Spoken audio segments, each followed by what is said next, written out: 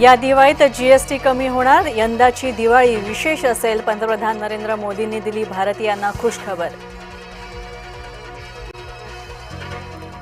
लाल किल्ल्यावरच्या कार्यक्रमाला राहुल गांधी अनुपस्थित, विरोधी पक्षनेते राहुल गांधी काँग्रेसच्या मुख्यालयात। बांगलादेशने कांदा आयात बंदी हटवली, भारतातून 13 डिसेंबर 2025 पर्यंत कांदा निर्यातीला परवानगी। विरोधकांनो, देशात रचनात्मक बदल होत आहेत, सोबत या, पंतप्रधान नरेंद्र मोदींचं विरोधकांना आवाहन। सूरज चव्हाणांच्या पदोन्नतीमागे अजित पवार, आमदार रोहित पवारांचा आरोप। स्वतंत्र भारताकडून समृद्ध भारताकडे चला, लाल किल्ल्यावरून पंतप्रधानांचं भारताला आवाहन। कल्याण डोंबिवली महानगरपालिकेसमोर आंदोलन, खाटेक शासन विरोधात रस्त्यावर उतरले।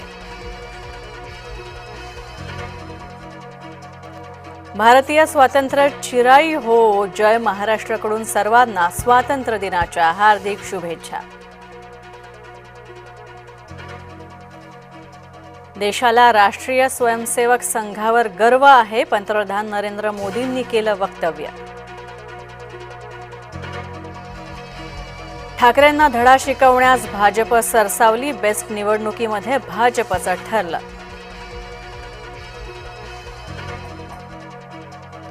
लोकांना पण कळलं की सिंधू करार किती चुकीचा होता, आम्ही नदीचं पाणी आम्हालाच मिळत नव्हतं, पंतप्रधान नरेंद्र मोदींचं लाल किल्ल्यावरून वक्तव्य।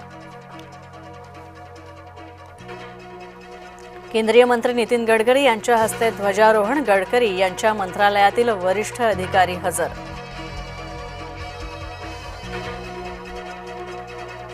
स्वावलंबन हे सामर्थ्याची गुरुकिल्ली, ऑपरेशन सिंदूरने स्वावलंबनाची क्षमता सिद्ध केली, पंतप्रधान नरेंद्र मोदींनी विरोधकांना सुनावलं।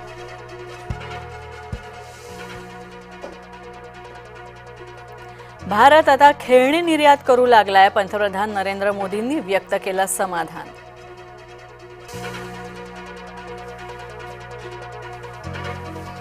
भारताचे पंतप्रधान नरेंद्र मोदींच्या हस्ते लाल किल्ल्यावर ध्वजारोहण, लाल किल्ल्यावरून मोदींनी केलं 12वं भाषण।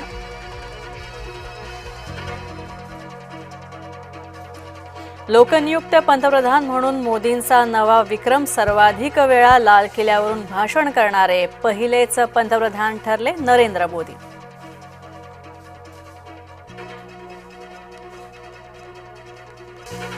शहाऐंशीव्या सौर पुरस्कारांची घोषणा, ऑपरेशन सिंदूरमधील 9 लढाऊ वैमानिक अधिकाऱ्यांना वीरचक्र।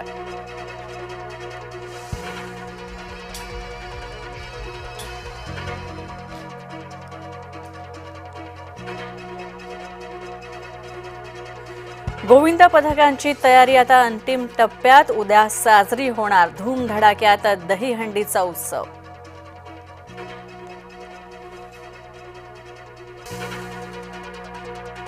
किश्तवाड इथं बचाव कार्याला जोरदार सुरुवात, तर अनेक ठिकाणी पूरस्थिती।